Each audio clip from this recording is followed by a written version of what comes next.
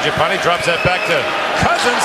He's clipped at center ice by Fiala. That's going to draw a crowd right away. Well, you never really expect tensions to boil over like this in a round-robin game between Canada and Switzerland, but that's exactly what happened. So Team Canada looked to build on its win against Finland as they faced off against another good hockey team in the Swiss who are not to be underestimated. They boast a lot of solid NHL players, and one of them just so happens to be Kevin Fiala, who got in some trouble this game. However, that wouldn't be the only thing Fiala got involved in, as after a Cousins goal on the power play got the Canadians the lead, Fiala would score off a nice toe drag release, Bedsy-esque, as the Swiss struck on a power play of their own to get this one evened up. Remember those two names in Cousins and Fiala, but then Lofo would get the Swiss up by 1.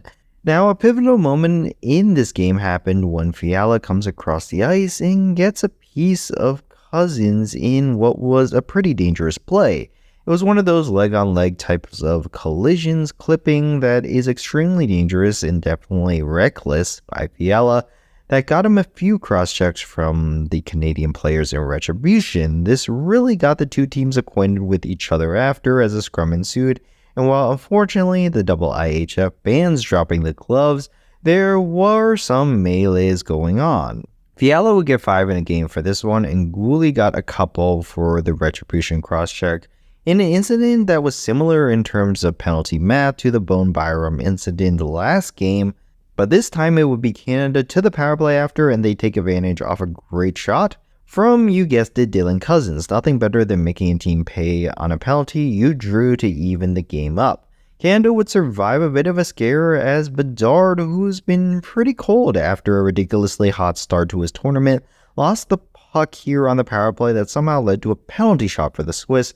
Now, I'm not exactly sure if this warranted a penalty shot, but the Canadians survived that, and then they would find the go-ahead goal on the power play, as this one is tapped in off a nice passing play from Nick Paul. Tough game for the Swiss PK, but Canada would hang on to win here as their power play really made the difference in this one. Another tight one, but another win for the undefeated Canadian squad so far, with only one more game to play, and that'll be the biggest one yet as they take on the hosts in what is sure to be an epic battle, Canada versus Czechia. That's bound to be a good one, right?